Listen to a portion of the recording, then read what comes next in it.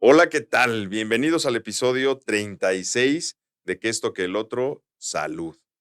Ya 36 episodios y vamos por muchos más, primero Dios.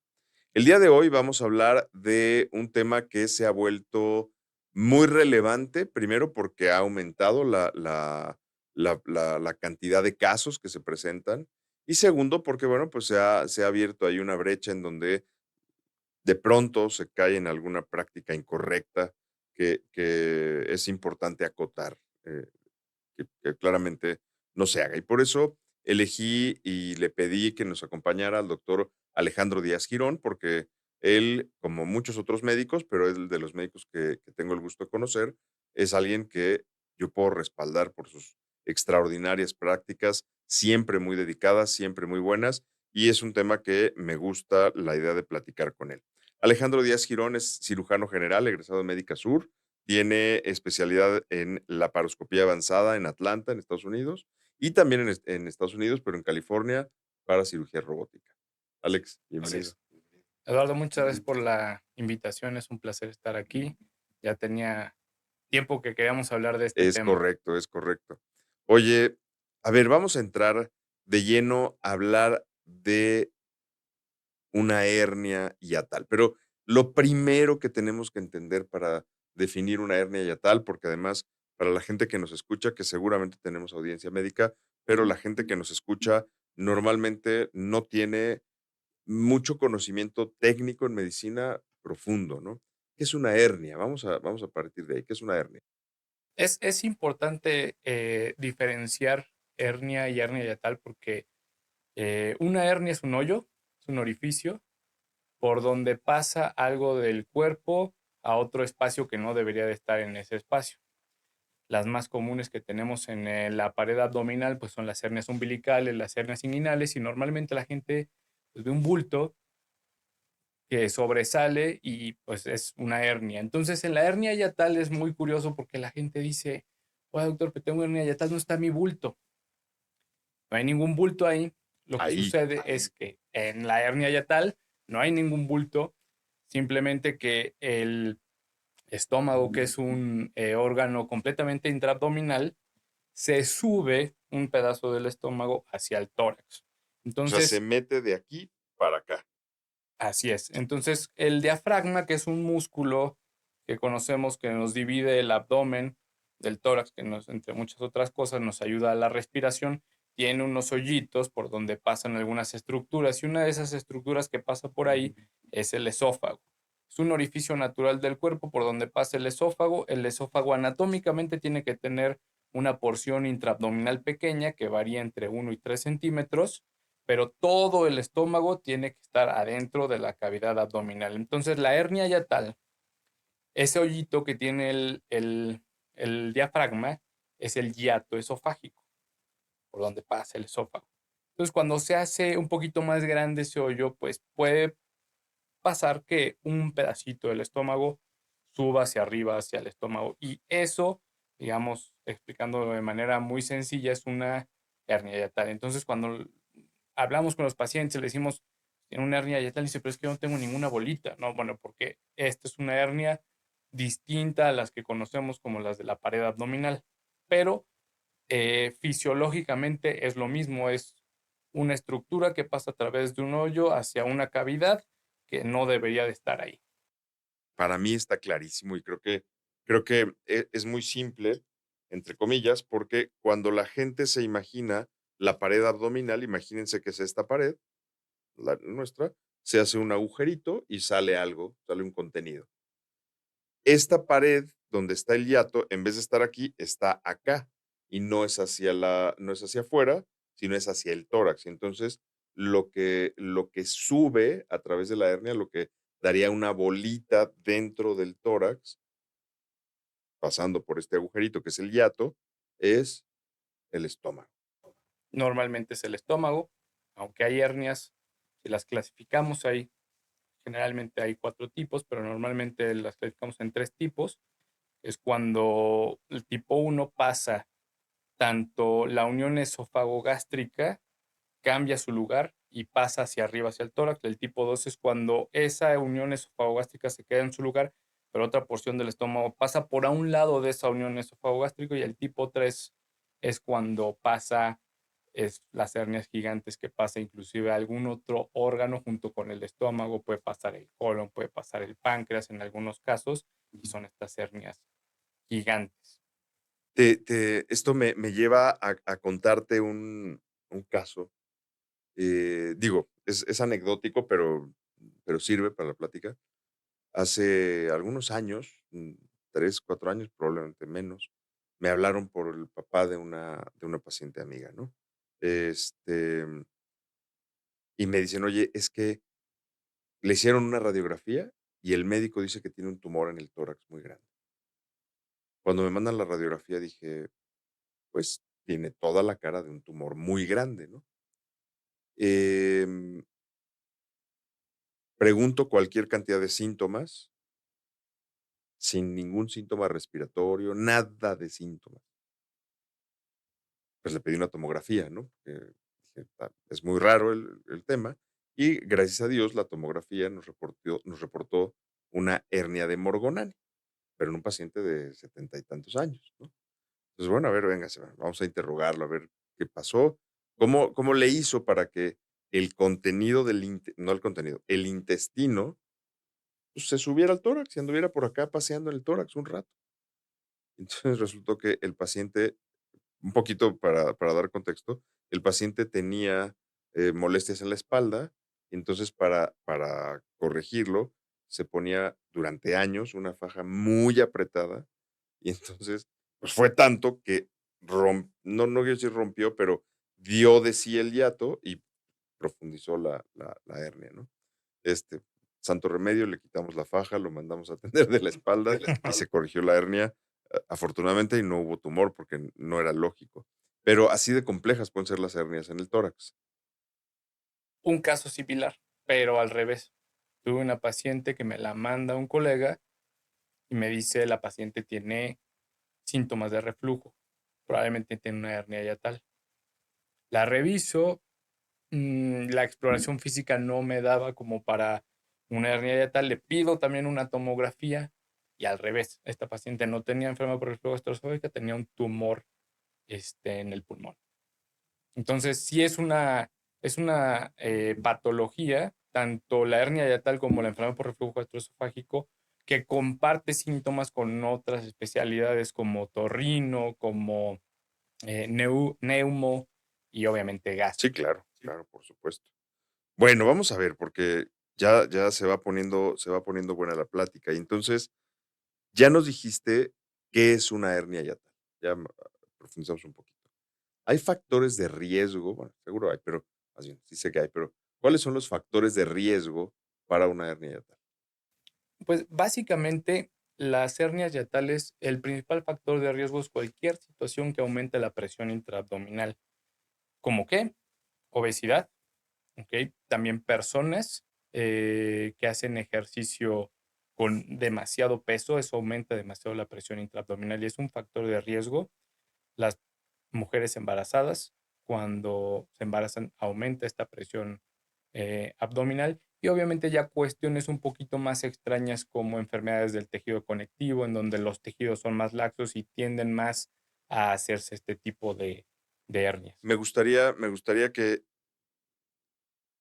profundices en la explicación de por qué comparten un riesgo la gente que tiene obesidad y la gente que hace ejercicio de fuerza, porque es muy específico el tipo de ejercicio. ¿Por qué comparten un riesgo?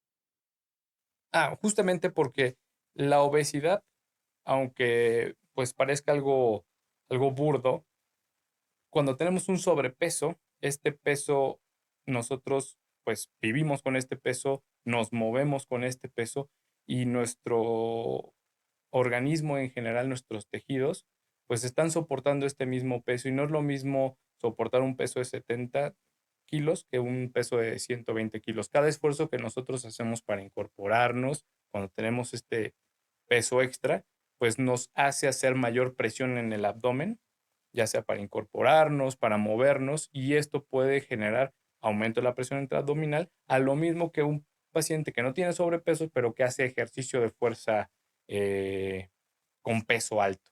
el esfuerzo que hace la gente al levantar peso genera que aumente la presión intraabdominal y eso va impactando a que se haga una hernia, ¿no? Hay pacientes que me dicen, pero es que doctor, yo hago puro brazo. Agarro mis pesitas y hago puro brazo. Lo que ellos no se dan cuenta es que para hacer brazo, Aprietas aumentan el también, aprieta el abdomen y aumenta la presión intraabdominal. Oye, ¿y qué síntomas te puede dar una hernia yatal? Pues bueno, una hernia yatal puede dar un abanico muy grande de síntomas, pero digamos que los más comunes es pirosis. La pirosis es la sensación como de acidez, de quemazón en el tórax, o la gente dice, siento que me quema el tórax. Eh, Reflujo, sensación de que la comida se regrese. A veces el reflujo es tan importante que los pacientes tienen tos, entonces los pacientes acuden frecuentemente con el otorrino, con el neumólogo, les hacen un montón de exámenes y siempre están bien, pero ellos siempre se sienten enfermos y esto es porque el ácido sube hasta la garganta, las cuerdas vocales, la faringe, la quema y entonces los pacientes se sienten como enfermos de la garganta, pero la realidad es que su problema es completamente gastrointestinal, que el ácido está subiendo y está quemando todas estas estructuras, pues que no están en el abdomen, están pues en la vía aérea, pero el foco es el mismo reflujo. Oye, y esto, los síntomas nos deben hacer sospechar, ¿no? Eh, y por lo tanto, y platicábamos ahorita el doctor y yo, justo estos antecedentes de pacientes donde, pues, ves síntomas o hallazgos en el tórax y entonces tienes que ir a hacer un poco más de estudios. Esto lo vuelve complejo, lo decías hace rato, porque además podría un paciente tener las estructuras de la garganta, eventualmente la nariz, quemadas por el ácido, por tener reflujo, por una hernia, y además estar enfermo, o además tener una alergia, y además, etcétera. Entonces, esto lo va volviendo complejo, ¿ok? Y van a ver un poco de qué va el episodio. Vamos a ver ahora cómo se diagnostica una hernia yatal. La hernia yatal, como es una anomalía anatómica, se necesitan hacer estudios de imagen. Dentro de los estudios de imagen, el primero en el abordaje tiene que ser un estudio, un esofagograma, en el cual se da medio de contraste tomado y se hace una serie de videos y radiografías de cómo ese medio de contraste va pasando por el esófago hasta el estómago. Este es un estudio que no solamente vemos la anatomía, sino también indirectamente la fisiología, porque vemos cómo avanza, vemos los movimientos del esófago en la serie de fotografías que se toman y también cómo pasa del esfínter esofágico inferior hacia el estómago y cómo vacía el estómago. Este es uno de los estudios de primera línea, por así decirlos, para diagnosticar que hay un problema anatómico. El siguiente sería la endoscopía. La endoscopía es un estudio que nos sirve para ver por dentro a través de una camarita desde la boca, las cuerdas vocales, la faringe y pasar hacia el esófago y revisar en sus tres porciones el esófago. Si ven además ahí alguna estructura o alguna anomalía en el epitelio, se pueden tomar biopsias para analizar y llegar al estómago. Y normalmente los endoscopistas lo que hacen es que cuando llegan al estómago, verifican todo el estómago y hacen una maniobra que se llama retroflexión, en donde voltean la camarita para ver hacia arriba y es donde se detecta que parte del estómago está hacia el tórax y se diagnostica pues esta hernia yatal.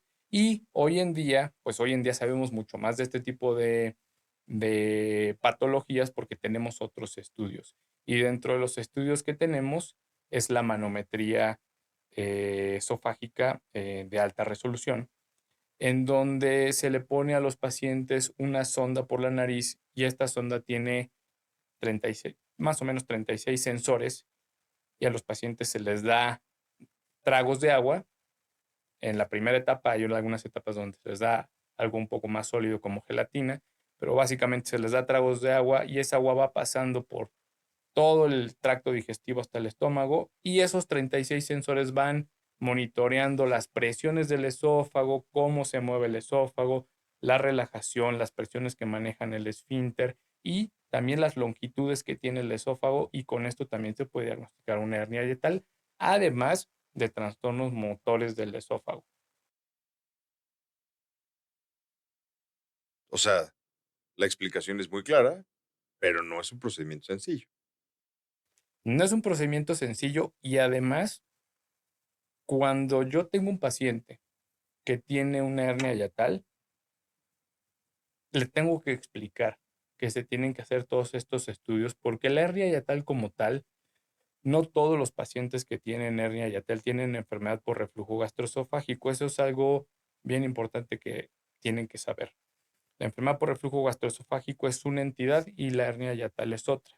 Sí hay muchos pacientes que por la misma hernia yatal, como se pierde la anatomía normal, el esfínter esofágico, que digamos que es como la compuerta que evita que el ácido del estómago suba hacia el esófago y lo empiece a quemar, pues pierde esa función. Entonces, sí, muchos pacientes que tienen hernia yatal pueden cursar con enfermedad por reflujo gastroesofágico, pero no todos. Podría decirte que la mayoría no, menos que tengan hernias bastante grandes, sí, pero la mayoría de los pacientes que yo veo no tienen enfermedad por reflujo gastroesofágico. Y el problema es que para diagnosticar enfermedad por reflujo gastroesofágico y estar 100% seguros que ese paciente tiene esta enfermedad, hay que hacer estos estudios. Y a nadie le gusta que le digan, mira, te voy a meter un tubito por la nariz. Ya desde que le dices eso, el paciente ya empieza a poner caras como de, no sé, como Es que que si a mí me mejor me voy dijeras, con alguien más que no me tenga que meter el bueno, tubito claro, por la nariz. Y ese es el problema, que tenemos un montón de pacientes afuera que los operaron y nunca necesitaron la cirugía. ¿Por qué? Porque no híjole, se demostró eso. Acabas la de enfermedad por tocar reflujo uno de los gastroesofágico. grandes puntos que, por supuesto, hacen que mi confianza en ti descanse tranquila, ¿eh? Y es, hacia allá iba esta pregunta, es, por lo tanto, no todas las hernias eh, diafragmáticas, no todas las hernias hiatales se tienen que operar. No, no, te podría decir que la mayoría no. Muy bien, me encanta escuchar eso. O sea, me encanta escuchar eso porque no significa, y por favor, toda la audiencia, escúchenlo bien, no significa que si tienen una hernia yatal, se van a tener que operar. ¿Cuándo se van a tener que operar? Las hernias yatales se van a tener que operar en dos situaciones. Una es cuando son gigantes y hay síntomas importantes, y normalmente las hernias yatales gigantes dan síntomas distintos a la enfermedad por reflujo gastroesofágico. Normalmente estos pacientes cursan con disfagia. La disfagia es la sensación de no poder pasar alimentos o que se atoren los alimentos cuando nosotros los queremos comer. En este caso está indicado, y además cuando son muy grandes también son pacientes que cursan a veces con neumonías de repetición.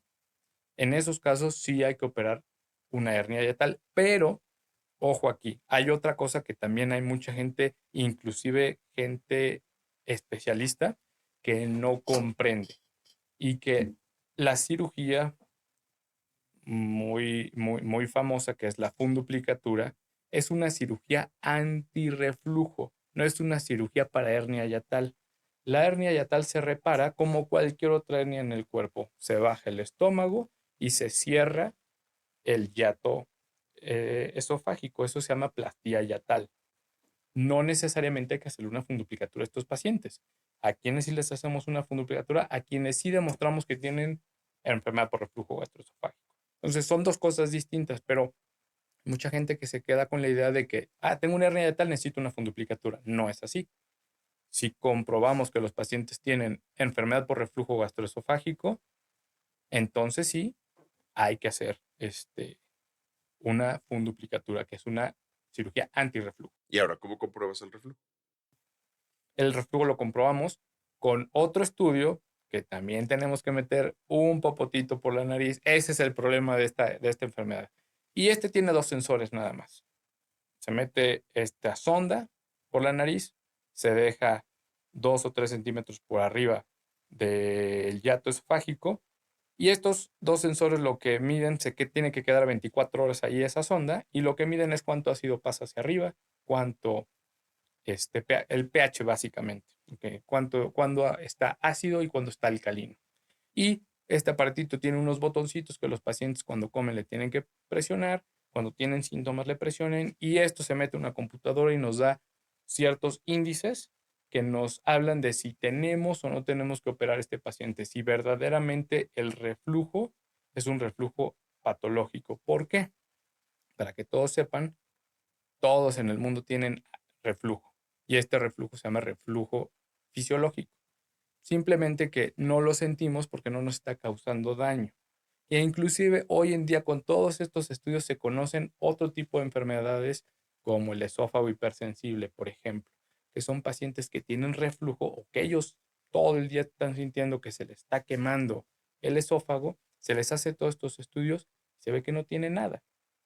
O sea, que no tienen reflujo patológico, pero ellos sienten que sí lo tienen. Entonces, estos pacientes, ¿qué sucede? Se ha visto que los neurotransmisores que están en el tracto gastrointestinal están desajustados. Entonces, ellos están sintiendo estos estímulos del ácido como algo malo cuando realmente no lo deberían de sentir así y normalmente se curan con neuromoduladores, o sea, tratamiento médico. No se necesitan operar.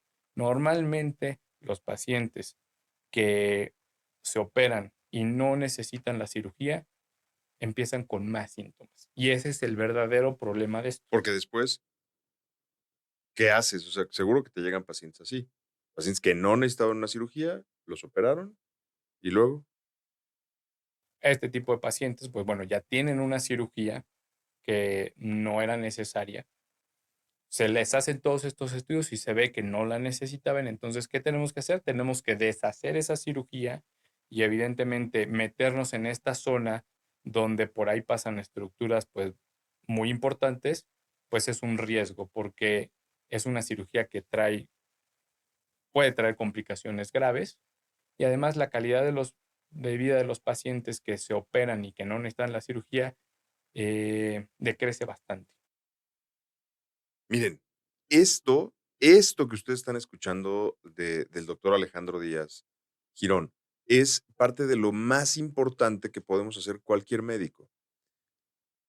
Más allá de pensar que todo puede ser quirúrgico, respetar la vida, la salud, los pocos riesgos a los que se puede exponer un paciente, pocos o muchos, evitarlos en la medida de lo posible. Pero necesitamos tener médicos de confianza que hagan esto que está diciendo el doctor. Con toda claridad decir, no todo es operable y lo que se vaya a operar hay que operarlo en estas condiciones. Es decir, es muy claro. Ahora, ¿qué pasa si al contrario resulta que a lo mejor el paciente no se quiere meter el popotito, no se quiere meter la sonda, eh, pero en la endoscopía se nota, se ve que el esófago está quemado? ¿Puedes tomar eso como diagnóstico de reflujo? No necesariamente.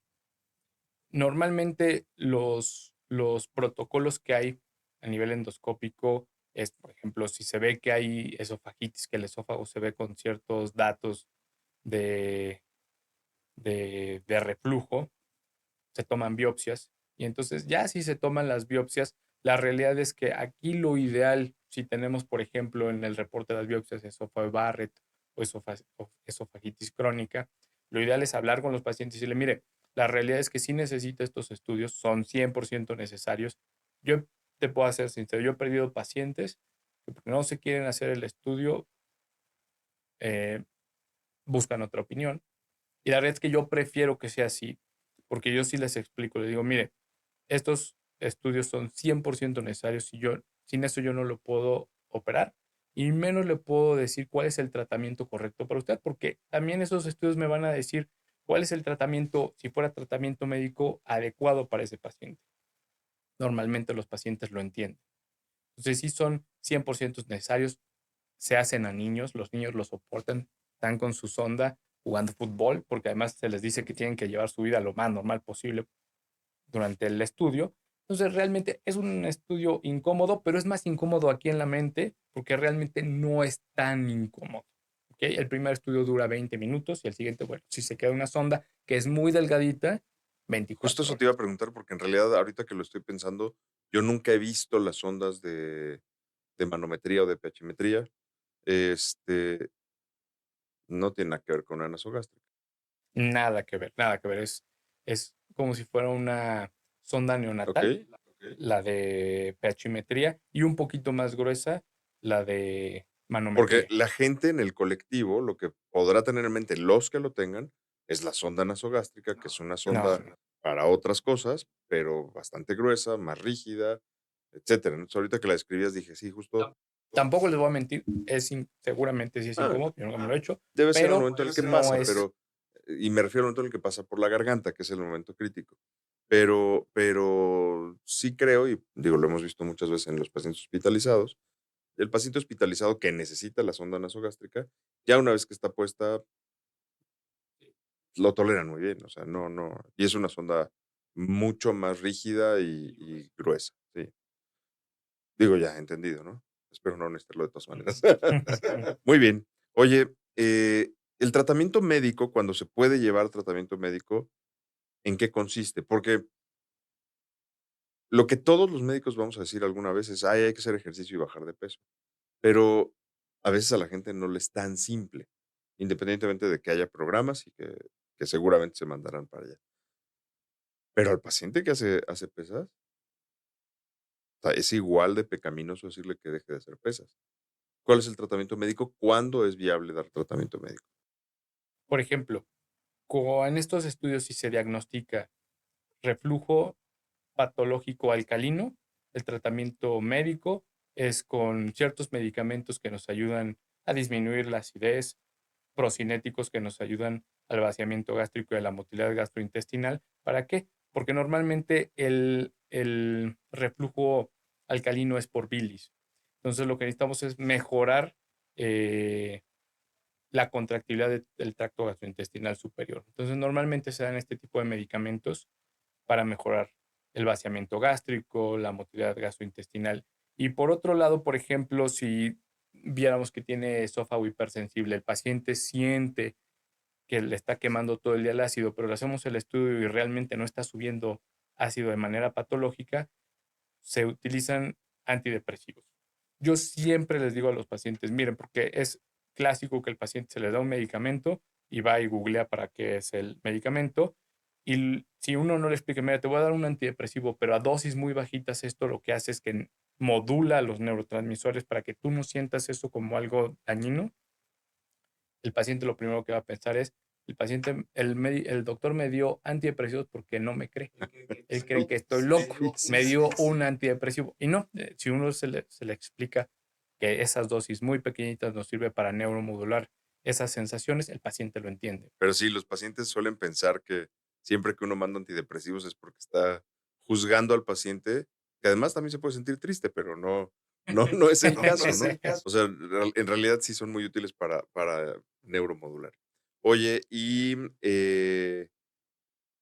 ya casi para terminar, ¿qué pasa cuando un paciente sí tiene una hernia yatal, que además sí condiciona reflujo, ya documentaste todo lo que necesitas y por algún motivo el paciente después de la cirugía, sé que a ti eso prácticamente no te pasa, pero sucede afuera, eh, de pronto llega y dice: "Es que no mejoré, doctor". ¿A qué se deben esos casos?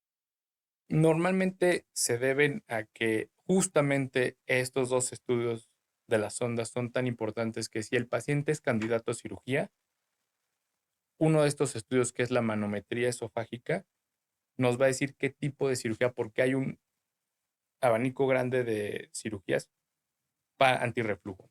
Entonces, estas manometrías nos van a decir si el paciente tiene un trastorno de la motilidad esofágica o no. O sea, si su esófago se mueve adecuadamente o no, básicamente.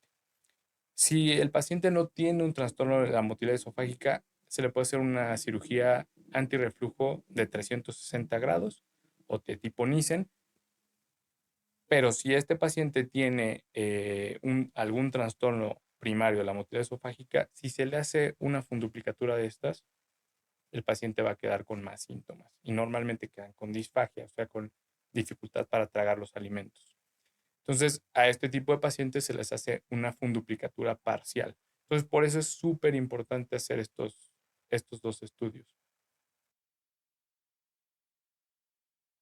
No quiero iba a decir, se los dije, pero claramente no es lo correcto, pero esta es la diferencia entre buscar un alto expertise de los colegas en la atención que se debe dar y no hacerlo, para no dar más adjetivos, ¿no? Muy bien,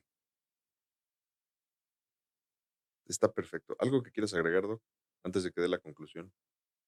Pues la realidad es que a todos los que ven el podcast, sí, lo que tú dices es muy importante. La realidad es que este tipo de patologías parecieran menores, pero tienen consecuencias a largo plazo, inclusive que pueden llegar a ser fatales, porque hay pacientes que se operan hasta 7, 8 veces y pueden tener una complicación mayor.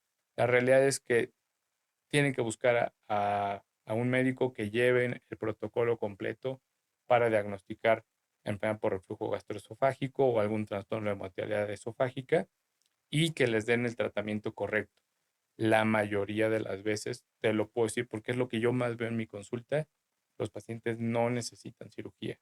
Los pacientes se curan con tratamiento médico. Obviamente hay un porcentaje que es importante, un 20-25% de los pacientes que después de hacerles todos estos estudios sí necesita cirugía. Pues bueno, hay que individualizar y escoger la cirugía correcta para ese paciente. Me parece perfecto. Esa iba a ser mi conclusión, aunque, o sea, la conclusión es, si no te estudian bien, no te deberían operar. ¿Mm? Una. Dos, no todas las hernias hiatales se tienen que operar, salvo ciertos casos específicos, y no es una receta como de aquí les vamos a decir que si es A más B se opera, si es A más C no se opera. No funciona así, aunque existen los algoritmos, pero dependen del estudio, ¿ok? Eh, por favor, si su médico les está diciendo que necesitan una cirugía, no duden de su médico, pero consulten una segunda opinión y traten de encontrar una segunda opinión que sea lo más certera posible. Tengo otra pregunta antes de acabar. Esta pregunta es de nicho, pero hay enfermedades, hay padecimientos como las vesículas, las hernias, que se pueden complicar y se pueden volver una urgencia. Este es otro matiz, ¿eh? ¿La hernia yatal alguna vez se tiene que meter por urgencias? Sí, la hernia yatal sí. La enfermedad por reflujo gastroesofágico, A ver, no. cuéntame.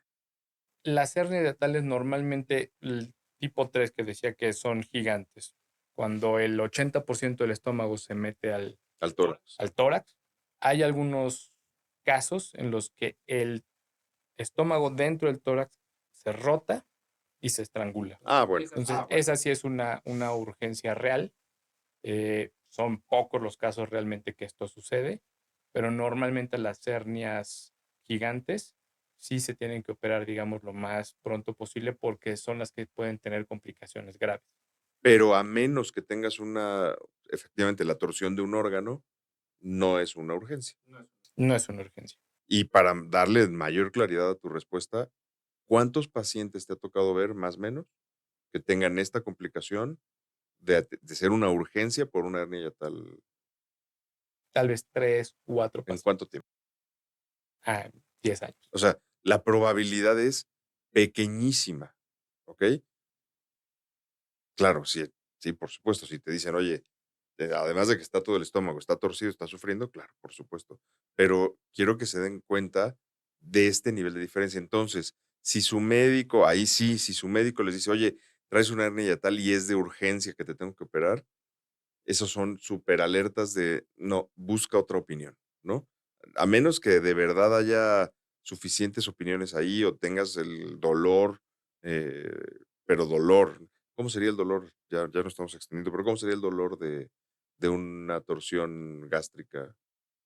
Pues normalmente los pacientes lo refieren como si estuvieran infartando. De hecho, normalmente llegan al servicio de urgencias y en urgencias creen que el paciente se está infartando, le hacen todos los estudios, no se está infartando y ya cuando hacen los otros estudios de extensión se ve que tiene una hernia estrangulada. Ah, bueno, pues miren, entonces mejor todavía. Si no llevan síntomas de infarto, no es una urgencia para que los operen. Y los que no sepan cuáles son los síntomas de infarto, escuchen el episodio antepasado con el doctor Fernando Gómez. que además lo describe clarísimo, y él justo hablaba de la clínica de dolor torácico para hacer estos estudios y determinar las causas del dolor en el tórax. Alex, me pareció excelente el episodio. Gracias por venir. Oye, No, gracias por la invitación. tus redes sociales, ¿dónde te encuentra la gente? Me pueden encontrar en Instagram en @international_surgery y en Facebook igual @international_surgery. No sé si yo ya te sigo, voy a y tampoco sé si tú ya nos sigues, pero lo veo. Oye, y te voy a pedir que nos recomiendes 3 cosas. Ya lo sabes, ya lo escuchaste, un libro, una canción y una película, los que a ti más te gustan, Una película, El Imperio del Sol. ¿ok? Eh, ¿Por qué? bueno, El Imperio del Sol es una película que a mí me gusta mucho, de Steven Spielberg.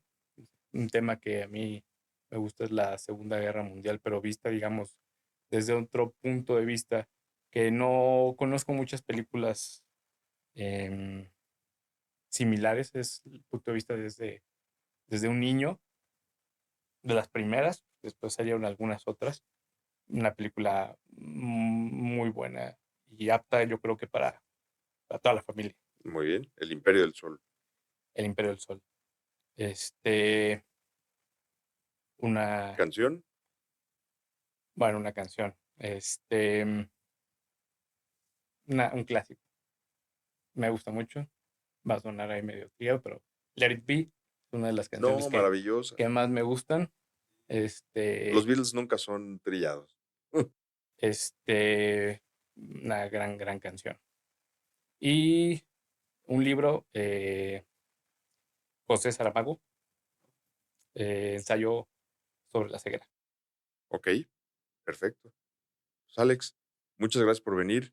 A todo el público que nos escucha, muchas gracias por escucharnos. Sigan las redes del Doc, sigan el podcast en la plataforma que lo escuchen y califíquenlo, compártanlo. Si les pareció interesante, propónganos qué temas les gustaría que toquemos. Pueden dejar sus comentarios en las plataformas o en las redes sociales y nos va a dar mucho gusto ir abordando esos temas. Muchas gracias a todos y que esto que el otro, salud. Alex.